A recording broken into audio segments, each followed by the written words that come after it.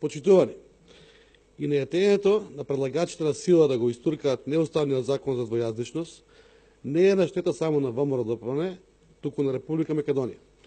Одлуката на влада да не го повлече законот и да не отвори конструктивна расправа околу законот може да предизвика долгорочни последици по државата и да ја наруши консензивноста меѓу граѓаните. ВМРО-ДПМНЕ е на страна на граѓаните и Република Македонија и затоа ќе стори се во одбрана на државните и националните интереси. Затоа ВМРО-ДПМНЕ и претеничката група ќе сторат се што е во наша моќ за да се спречи ваквата деструктивна политика. Претеничката група ќе се врати во собраниските клупи и со амандмани ќе се обиди да го превенира донесувањето на неуставниот закон.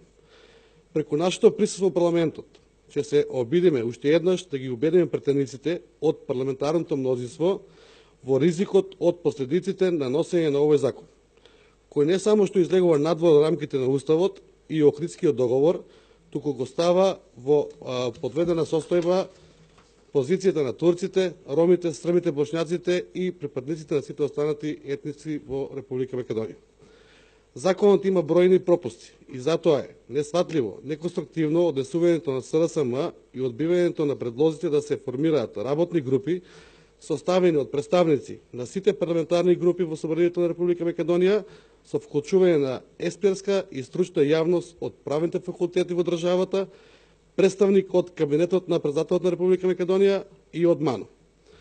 Сигурни сме дека ваквата дебата ќе придонесе за подигање на доверба и демократска атмосфера, кои ќе резултираат со обструирање и неуставните елементи на овој закон за јазици.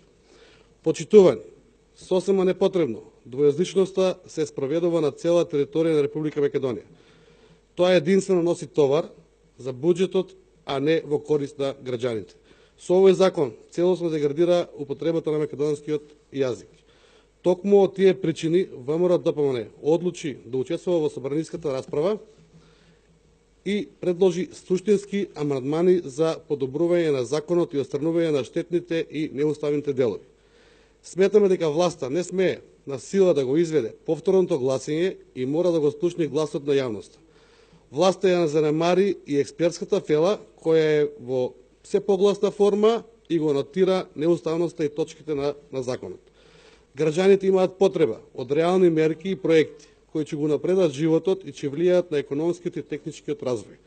Но во никој случај не ни треба закони кои носат подвојување, бидејќи од таа корист нема никој во Република Македонија.